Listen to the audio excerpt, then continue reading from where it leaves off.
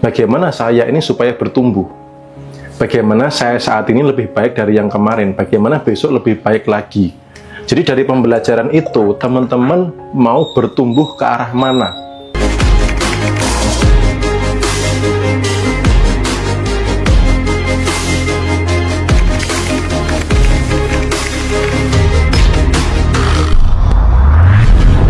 Selamat sore Mas Bimo, apa kabar nih? Bro Rendra, gimana? Sehat ya Mas ya? Sehat. Udah lama kita nggak ketemu nih. Nah sore ini saya pengen belajar nih sama Mas Bimo dan ngajak teman-teman semua yang saat ini lagi live ya di TikTok ya, buat ikut belajar bareng nih sama Mas Bimo nih. Nah ngomong-ngomong soal belajar nih Mas, kita semua kan ya banyak orang ya, termasuk saya juga belajar dari YouTube, dari TikTok, belajar di channelnya Mas Bimo gitu ya. Nah kalau versi Mas Bimo sendiri gimana sih Mas cara supaya kalau kita belajar itu jadi lebih efektif? Oke. Ya, jadi gini, kita bahas dulu fakta pembelajaran di Indonesia ya, terutama ya. Kita sejak kecil itu diajarkan untuk meniru dan menghafal. Ya. Ini yang membuat ketika dewasa itu banyak mengalami keterbatasan. Kalau tidak ada supervisi, tidak ada perintah, dia nggak bisa maju. Kreativitasnya kurang. Karena sejak kecil dilatihnya apa? Meniru dan menghafal. Meniru, ya. Ini adalah rumusnya ini dan lain sebagainya. Nah, sementara jarang sekali di era pendidikan itu seseorang diajari untuk bertumbuh. Gitu. Jadi kalau teman-teman belajar, jangan hanya fokus untuk meniru atau menghafal. Jangan hanya fokus hanya untuk mendapatkan informasinya saja, untuk memahami saja, tapi bagaimana belajar itu, bagaimana saya ini supaya bertumbuh, bagaimana saya saat ini lebih baik dari yang kemarin, bagaimana besok lebih baik lagi. Jadi dari pembelajaran itu, teman-teman mau bertumbuh ke arah mana? Apa yang nambah, skill apa yang nambah, pengetahuan apa yang nambah, hasil apa yang nambah, dan lain sebagainya. Jadi kalau belajar yang efektif, fokusnya adalah bagaimana supaya saya bertumbuh dari apa yang saya pelajari. Bertumbuh artinya semakin membaik. Dari kesadaran, dari pengetahuan, dari tindakan, dan juga dari hasil. Jadi, tidak hanya sebatas misalkan nih, oh ada orang si A pakai cara ini, lalu ditiru plek. Si B bisnisnya ini, ditiru plek. Gitu. Nah, itu yang membuat orang-orang pola pikirnya banyaknya seperti itu. Karena saya juga mentoring juga di bisnis, ada 7.000 lebih orang yang di kelas Jago TikTok Affiliate itu. Rata-rata saya amati orang yang sukses itu adalah orang-orang yang kreatif, gitu. Orang-orang yang kreatif. Nah, kebanyakan orang yang belum berkembang dia terjebak di meniru dan menghafal. Hanya sebatas meniru dan menghafal, sehingga apa? Dia tidak punya nilai lebih, gitu. Nah, kreativitas ini membuat orang mampu menciptakan hal baru karena sudah tidak lagi terjebak di meniru dan menghafal. Jadi, kalau belajar yang efektif, jangan hanya berhenti di meniru dan menghafal, tapi fokuslah untuk bertumbuh dan kreatif gitu. Oh, seperti itu Mas ya. Ingat teman-teman tuh, jangan hanya meniru dan menghafal, tapi kita harus tumbuh secara kreatif seperti itu. Nah, jadi gini Mas, kita lanjutin ya. Kalau kita kan udah belajar nih, udah tahu bagaimana cara belajar yang efektif. Cuma terkadang itu kalau kita udah belajar, godaannya tuh males praktek ya. Nah, kalau dari Mas Bimo sendiri gimana sih Mas caranya ngatasin godaan malas praktek itu Mas? Oke. Monggo. Jadi sepakat sekali, banyak sekali orang itu belajar, hanya belajar gitu loh. Belajar ke sana, belajar kemari, investasi untuk pembelajaran di sana, di sini, dan seterusnya. Jadi banyak sekali orang-orang hanya fokusnya di belajar, tapi ketika praktek kadang nggak sampai selesai, baca buku nggak sampai selesai, atau melakukan kegiatan yang harusnya rutin, nggak juga rutin, konsisten juga nggak bisa konsisten, gitu. Nah, yang pertama adalah biasanya karena masih ada rasa apatis, gitu. Jadi apatis itu enggan melakukan sesuatu, itu vibrasi force terbawah nomor 3. Nah, rasa apatis ini harus dilepas dulu, seperti kemarin pada saat teman-teman yang ikut meditasi bersama, kita praktek bareng-bareng, gimana sih caranya melepas apatis. Yang kedua adalah lemahnya goals atau tujuan, gitu. Jadi seseorang kalau tujuan hidupnya lemah, prakteknya juga ogah-ogahan. Ya, termasuk misalkan dalam mendapatkan income, kalau goalsnya nggak bulat, nggak kuat, nggak besar gitu ya, akhirnya ogah-ogahan gitu. Nah, rata-rata orang-orang yang lemah semangat, nggak konsisten, itu kalau ditanya, tujuanmu apa? Rata-rata mereka nggak bisa menerjemahkan secara detail, dan atau kalau bahasa saya tujuannya kurang menggairahkan. Jadi kita ingat-ingat itu mungkin terlalu besar muluk-muluk, atau mungkin terlalu rendah, atau bahkan yang memprihatinkan tidak punya tujuan. Ketika ditanya, apa tujuan hidupmu? Apa ya? Bingung. Ya, itu yang membuat orang akhirnya jadi semangatnya lemah, gitu loh. Prakteknya nggak konsisten gitu. Kalau tujuannya kuat, kalau apatisnya dilepas, otomatis nggak ada lagi yang namanya ogah-ogahan untuk praktek gitu. Oh iya benar. Jadi kita harus paham dulu ya tujuan kita ya, dan harus benar-benar kuat gitu ya Mas ya. Iya, menggairahkan Mas. Jadi kalau ingat itu tuh langsung kayak waktu dulu semangat saya belum gitu punya ya. rumah itu kan, belum punya mobil itu kan, nginget itu semangat banget, gairah banget. Jadi kalau mau rebahan, capek-capekan apa, dikit-dikit capek atau rebahan itu eman gitu loh. Karena ini goals ini sangat menggairahkan gitu loh. Ya gitu. Berarti kita harus tahu dulu nih teman-teman, apa goals kita yang menggairahkan. Betul. Nah itu dia kunci teman-teman ya, dicatat ya teman-temannya. Buat teman-teman yang nonton live kita di TikTok, kalau ada pertanyaan silahkan ditanyain ya. Nah ini mumpung masih sepi nih yang tanya, nanti teman-teman tanyain, nanti insya Allah pertanyaan yang menarik akan saya bacain dan saya tanyakan langsung ke Mas Bimo ya. Mas, sebelumnya kita boleh nggak nih baca-baca pertanyaan dari teman-teman kita di YouTube? Boleh. Oke. Oke, ini ada dari @atska Zikia 3460. Pertanyaannya seperti ini Mas Bimo. Batasan kelimpahan yang dimaksud apa Mas Bimo? Oke. Jadi di video sebelumnya kita membahas tentang kelimpahan. Yang tidak membuat berlimpah itu adalah karena orang sengaja membatasi. Nah, apa sih batasan? Batasan itu salah satunya adalah rasa-rasa vibrasi force, seperti cemas, khawatir, takut, gelisah gitu ya. Perasaan-perasaan takut melakukan sesuatu, itu biasanya juga efek didikan di masa kecil.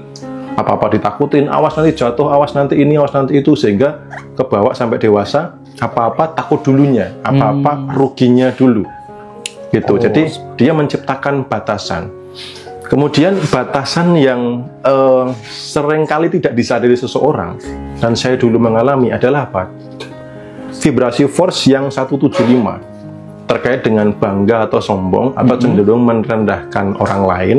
Di situ juga termasuk di dalamnya adalah mengejar nilai tentang diri. Nah, di situ salah satu contoh realnya adalah ingin mengalahkan yang lain. Gitu Jadi ya. pada saat teman-teman ingin mencapai sesuatu, mau sebagai pembuktian misalkan, atau mengalahkan orang lain, itu sebenarnya menciptakan batasan. Contoh, waktu saya kerja dulu, gaji terakhir misalkan 5 juta. Saya pengen membuktikan, pengen mengalahkan teman-teman yang masih bekerja selevel saya dulu. Saya buktikan di luar ini saya akan bisa lebih sukses. Ketika hasil saya dapat 10 juta, itu udah puas banget. Nah, ini akhirnya membatasi, angka 5 juta ini hanya membatasi untuk mengalahkan 10 juta ini, untuk mengalahkan 5 juta ini.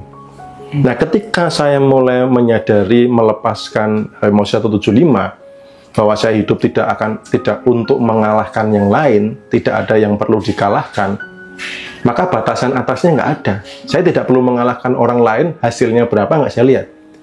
Tapi saya memastikan hasil saya bertumbuh gitu loh. Bagaimana bulan ini naik dari bulan kemarin, bagaimana hasil tahun ini lebih besar dari tahun kemarin gitu. Jadi tidak lagi ingin mengalahkan yang lain. Itu juga termasuk batasan. Gitu. Salah bertanya ke dalam diri juga sama. Terlalu logik, akhirnya salah bertanya ke dalam diri. Nanti kalau bangkrut gimana? Nanti kalau rugi gimana? Mana mungkin, kan saya cuman ibu rumah tangga. Mana mungkin, kan gaji suami saya cuman sekian. Mana mungkin. Nah, terlalu logik itu juga termasuk batasan dari kelimpahan. Oh iya, siap-siap. Nah, tuh teman-teman, jangan terlalu logik ya. Jangan kafir ya, kakian pikir. Oh, kafir, kakian pikir. Nah, seperti itu Mas Atska ya, tadi yang bertanya ya. Kita lanjut ke pertanyaan selanjutnya Mas ya. Nah, ini ada dari Habib Aziz. Nah, begini pertanyaan Mas. Untuk mengetahui masih menyimpan energi rendah itu bagaimana ya Mas Bimo? Monggo Mas. Ya, untuk mengetahui apakah energinya masih rendah atau tidak, itu paling gampang adalah melihat hasil. Melihat hasil. Kalau hasil saat ini belum ideal, hasil saat ini masih di kekurangan, berarti masih berada di emosi bawah. Gitu ya. Karena semesta hanya mengembalikan getaran rasa. Apa yang kita pancarkan gitu ya? Apa yang dipancarkan. Jadi hari ini itu adalah konsekuensi atau hasil dari pancaran di masa lalu, di kehidupan sebelumnya. Makanya cara melihat apakah sudah benar atau belum, ya lihatlah hasil. Kalau hasil masih dalam kekurangan, masih belum ideal, berarti masih memancarkan vibrasi kekurangan, masih memancarkan emosi-emosi level bawah. Oh, seperti itu. Indikator paling jujur adalah hasil. Benar. Oh iya ya, jadi maka dari itu penting ya Mas ya untuk selalu disiplin menjaga energi Mas ya. Oh iya. Ya begitu Mas Habib Aziz, semoga jawaban barusan bisa menjadi ini ya, menjadi penerang nih buat pertanyaan Mas Habib Aziz.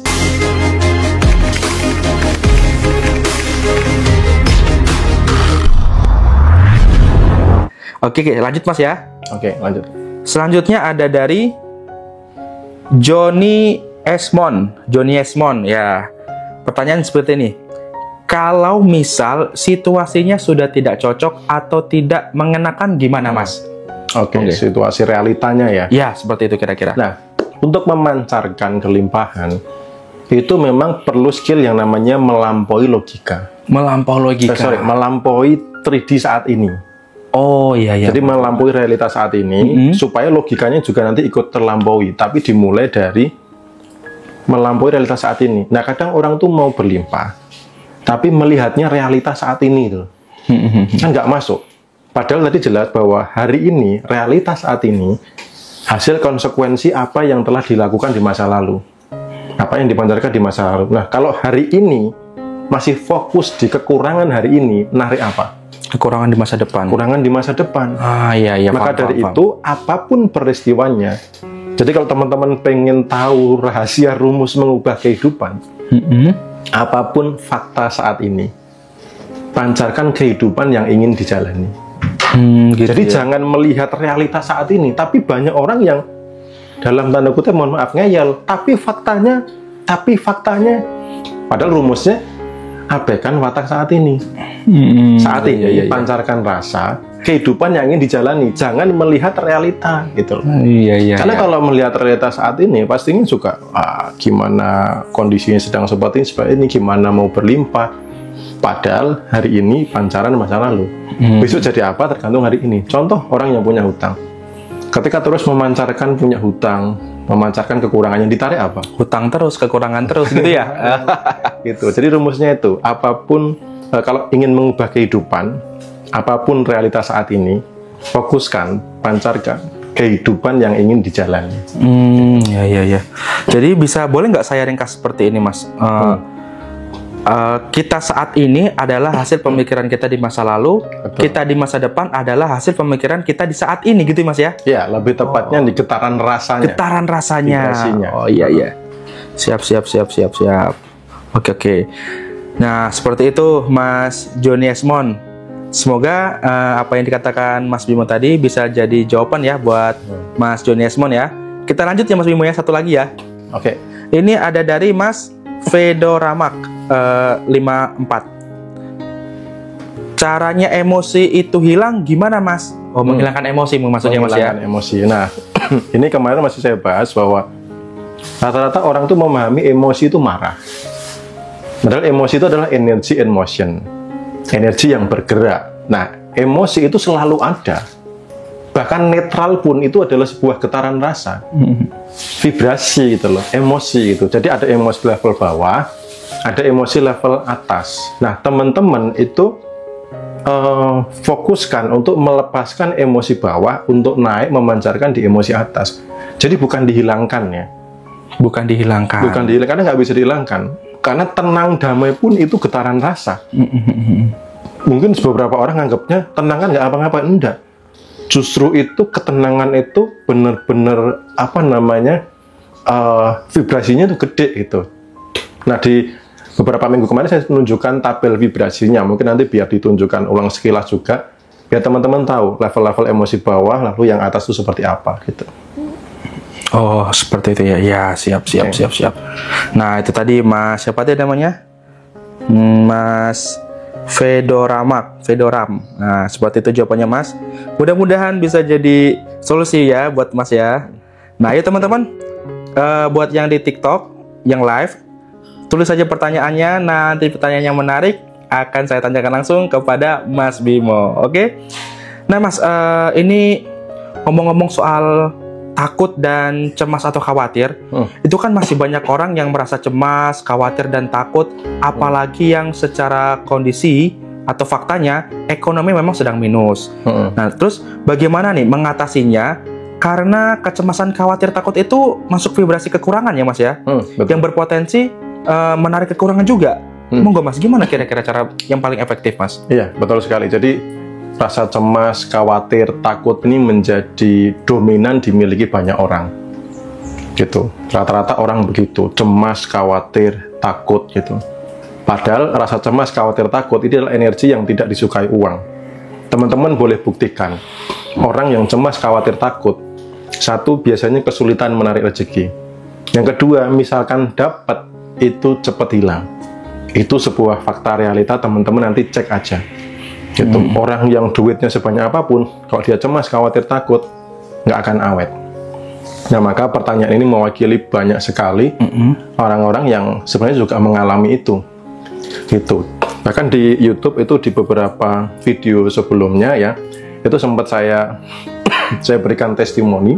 Di TikTok juga ada salah satu dari penonton channel itu, dia anxiety selama 4 bulan, hampir gila, mengurung diri di kamar, kecemasan berlebihan ya, get anxiety. Dia bisa sembuh dengan nonton beberapa video lalu mempraktekkan. Kuncinya adalah praktek ya. Tadi itu ya. Sehingga dia bisa melampaui itu, dan 8 bulan mobil yang dipinginkan itu tercapai. Masya Allah. Ini salah satu testimoni yang saya sendiri kaget, karena waktu saya live TikTok begini, pas join gitu ya, berbarengan di roomnya Bu Ana waktu itu, ya dia, Mas Bimo, saya nggak mau tanya, saya mau testimoni aja gitu. Nah, artinya sebelum saya jelaskan tadi solusinya bagaimana, kalau teman-teman mampu melampaui cemas, khawatir, takut, teman-teman bisa mengalami seperti yang sudah teman-teman alami. Jadi apa yang saya sampaikan ini bukanlah sebuah hanya sekedar teori, tapi teman-teman yang mempraktekkan sudah mendapatkan hasil itu. Nah, cemas, khawatir, takut itu pemicunya biasanya pikiran lompat ke masa depan yang negatif. Oh, jadi gitu pikiran tidak berada di sini. Kalau pikiran lompat ke masa lalu yang negatif, itu kan biasanya penyesalan. Tapi kalau ke depan yang negatif, biasanya adalah kecemasan, takut, khawatir. Nah, supaya nggak begitu, apa yang dilakukan? Kembalilah ke saat ini, pikirannya. Kembali ke saat ini. Present. Jadi kalau misalkan sekarang lagi nonton live, ya sudah fokus aja nonton live. Kalau sekarang lagi berkarya, fokuslah berkarya sebaik-baiknya. Jangan mikir, aduh nanti jatuh tempo gimana, kan itu kan belum terjadi. Belum terjadi ya. Apa yang membuat asam lambung naik dan sebagainya itu karena kecemasan berlebih. Seolah-olah itu realita sudah terjadi hal negatif yang menyeramkan, padahal belum. Baru di pikiran. Pikirannya lompat ke masa depan yang negatif. Kalau pikiran kembali ke saat ini, kekhawatiran nggak ada. Itu kayak seuzon sama Tuhan juga gitu ya. Betul. Makanya di penyebab kedua yang membuat orang khawatir adalah tidak percaya penuh kepadanya. Oh, nah itu catat teman-teman tuh. Jauh darinya. Itu karena kalau orang benar-benar mengenal siapa Tuhannya, dekat dengan Tuhannya, dia tidak perlu mengalami rasa khawatir. Apa yang perlu dikhawatirkan? Pertolongannya selalu ada, selalu nyata, dilindungi, dilimpahi, dimudahkan dan lain sebagainya. Apa yang dikhawatirkan? Wong ada Tuhan gitu ya Mas ya? Tuhannya, rencananya kan selalu sempurna, baik adanya. Iya. Jadi pemicu kedua cemas, khawatir, takut, pasti imannya lemah. Iman ini rasa kedekatan ya, bukan karena sudah rajin ke tempat ibadah atau sholatnya 5 waktu rutin, bukan itu. Tapi rasa dekatnya, bukan berarti itu nggak penting ya. Artinya kalau beribadah, pastikan benar-benar merasa dekat. Makanya ketika teman-teman menganggap siapa Tuhanmu, itulah hubungan Anda. Kalau Tuhan itu maha tinggi, jauh di sana, ya Anda akan merasa jauh. Kalau Tuhan itu sebagai sahabat, Tuhan sebagai mentor, itu kan berarti deket banget gitu.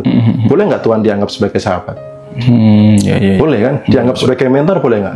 Boleh gitu. Nah, jangan sampai kita malah menganggap diri itu kayak jauh darinya gitu loh. Sehingga ya rasa cemas khawatir itu jadi ada. Tapi kalau sebagai sahabat, sebagai sang penolong gitu, sang pelindung gitu. Nah, itu. Jadi ada dua hal itu supaya teman-teman bisa melampaui rasa cemas khawatir takut. Iya. Sebenarnya sih kalau terutama buat yang muslim nih ya, itu sebenarnya ini yang paling penting itu kedekatan sama Tuhan sih. Kita juga kan sholat 5 waktu satu hari itu kan supaya apa? Supaya mendekatkan diri pada Tuhan, pada Allah ya.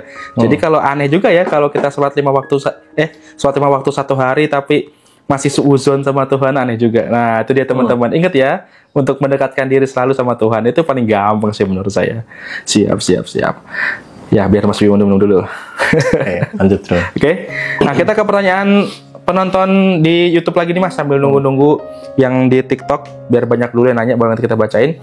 Ini dari Mujiati 8115 nih. Oke. Mas Bimo, kalau udah tua nggak ada kerja, bagaimana bisa selalu dapat rezeki Mas? Nuwun katanya. Monggo Mas. Oke. Nah, ini termasuk dalam logik yang membatasi tadi, membatasi kelimpahan. Emangnya kalau sudah tua nggak akan dapat rezeki? Mana ada tertulis dalam sebuah kitab, wahai orang yang sudah tua, siaplah kamu pasti tidak akan dapat rezeki. Nggak ada kan begitu? Nggak ada. Gitu. Nah, makanya hati-hati dengan prasangka. Gitu. Coba sekarang lihat orang-orang tua di sekeliling Anda, atau mungkin lebih luas lagi, ada nggak yang tetap dapat rezeki? Banyak. Yang pertama, yang kedua, rezeki tidak harus dari kerja loh ya. Misal, anak cucunya sukses berhasil, bisa nggak dapat rezeki? Iya, dikirimin ya. Sangat bisa kan? Bisa banget. Bisa, gitu. Apa yang terjadi di orang tua saya setiap bulan terus mendapatkan transferan, apakah itu bukan rezeki? Walaupun sudah tua. Walaupun dia mendapatkan itu bukan dari kerja. Nah, makanya hati-hati dengan si permainan pikiran logik ini. Gitu, karena Tuhan sesuai dengan persangkaan hambanya. Kalau sudah berprasangka, mana mungkin sudah tua dapat rezeki? Yaitu yang terjadi di realita.